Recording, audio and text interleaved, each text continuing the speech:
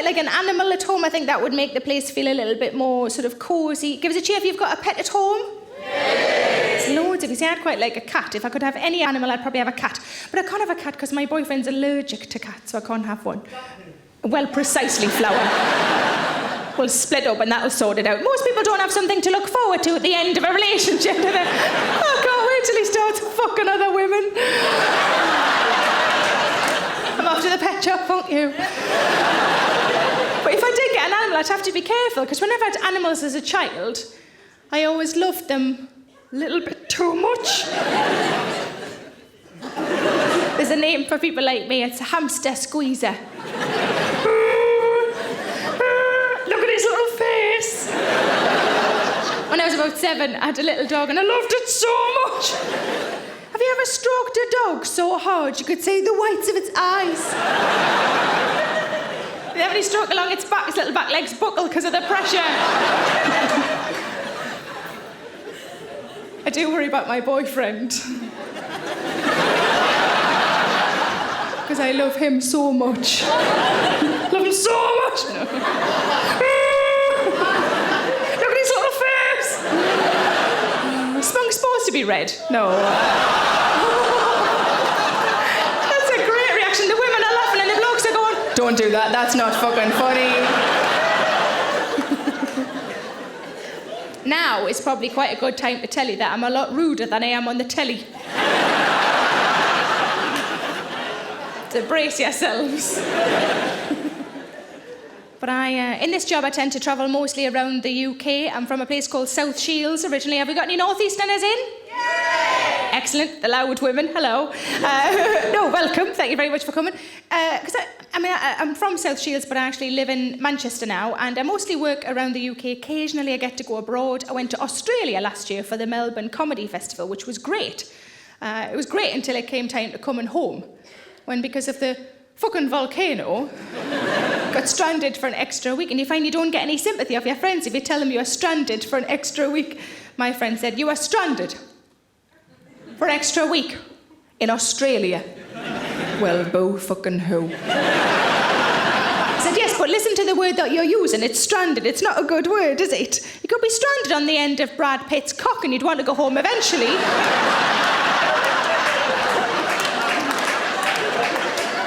I mean, after a week or so, obviously. For snacks, if nothing else. I think that explains why his girlfriends are always so skinny. Doesn't provide enough snacks. But while I was in Australia, I got a phone call from the fraud department of my credit card company inquiring why I was spending quite so much on my credit card. She said, can I check a couple of transactions with you? And I said, of course you can. The first one was a cash point withdrawal, and I had withdrawn the money, so that was all above board. The second one, she said, you spent £102 in a place called Holt's. And I went, yeah, that's right. It's a chocolate shop. And she went, £102? And I went, yeah, it was for presents. For me. Because it was nowhere near Brad Pitt's cock. But I did get a new nickname while I was out there. I've never had a nickname before. I've been called things, but that's different, isn't it? I think that's bullying. My nickname is the cake pigeon. Because whenever I walk past a cake shop, whenever I press myself up against a cake shop, I go, ooh.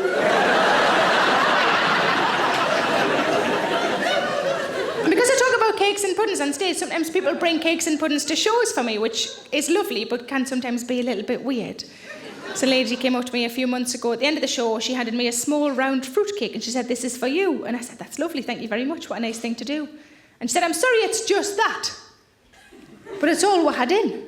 I said, have you been looking through your cupboards? It's not the fucking Harvest Festival, pet. You bought a ticket, you can just come to the show. Which really pissed off the woman behind her who was standing with a tin of fucking peaches.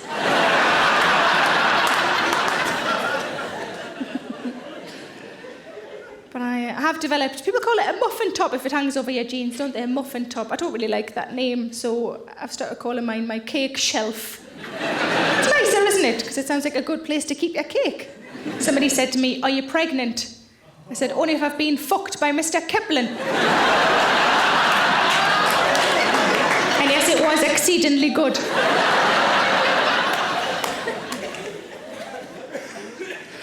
But I'm a bit of a worrier. I don't worry about age anymore. I'm 35. I'm past caring about age. I did worry when I was about to turn 30. I worried about turning 30. So I asked a few friends who were also approaching their 30th birthday how they thought it was going to affect them. One guy said it means I'm closer to retirement, which I thought was a good positive way of looking at it. But my favourite answer came from a bloke who said, "I just need to make it to 34 and I've beaten Jesus at living." I was going to say I worry about me weight, but not enough to do anything about it yet. Although I did, I bought a cross trainer, but apparently that's not enough just to buy it. Although to be fair, it's in the spare room, and whenever friends stay over, I have to move it into the hall, and then back again, and I break a sweat, and I think, ooh, it's paying for itself. I think the problem is just the fact that I eat whatever I like and I don't give a shit. Some people who are very similar to me, and you're just... It's probably the longest our mouth's been open without some fucking food in it. Exactly the same as me. It's a fucking hobby. No, I think because I was in a restaurant with my friend and I said, "I like it in here because they've got multicoloured food." And she said, "I think you'll find they're called vegetables." But I don't worry anymore about the fact that I can't really see me fanny.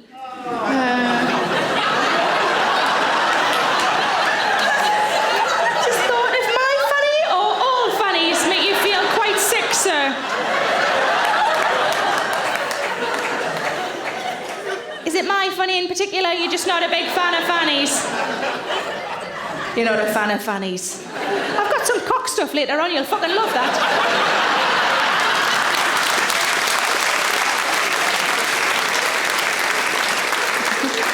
I don't need to say me fanny anymore anyway, because I've got people for that now. Well, person. People sounds bad, doesn't it? Well, there's two. It's a job share. I can't see me fanny because of me belly, but I can't see me belly because of me tits. Hooray! As long as they stay, I'm all right. If they go, I'm fucked. Well, probably less so. But I started buying women's magazines. I quite like women's magazines. And I bought one recently because on the front cover it said that some female celebrities had put weight on and that they were now curvaceous. And I thought, let's have a look and just see how curvaceous they are.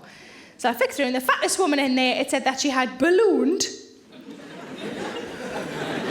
I repeat, she had ballooned to a size 12. Size 12. I give my right arm to be a size 12. My right arm might be a size 12. Thanks for watching. You know what would be great is if you liked and subscribed. I'm so needy, I'm so sorry. And why not come and see me live? The tickets are available at sarahmillican.co.uk. Put the kettle on and settle in.